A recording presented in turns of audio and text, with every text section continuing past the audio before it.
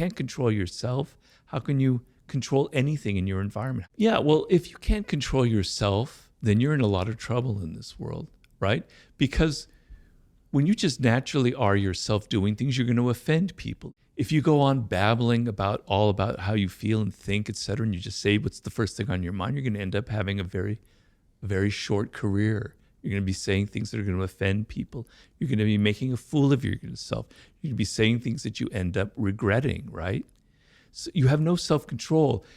And if you see somebody who has no self-control, it makes you look like you're not powerful. If you can't control yourself, how can you control anything in your environment? How can you be a leader, right? So you have to learn certain things about your nature, about who you are, and not just be anybody. You have to kind of tailor your appearances as well. Because for good or for bad, I'm a believer in looking at the human animal without shame and embarrassment, just as we are, right? And appearances matter. It's the animal part of our nature.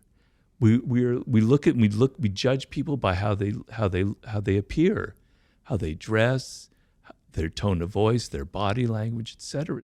So you have to understand that appearances matter, and this is part of the game. And so you have to control your appearances a little bit. You have to tailor it. You have to be a bit of actor in this world, on and on and on. You know, these are things that people don't like to admit about ourselves. We like to think that we're much more idealistic, that these things really don't matter in the end. And I wish it were that way, but it's not. And so I'm a bit more of a realist when it comes to things like that.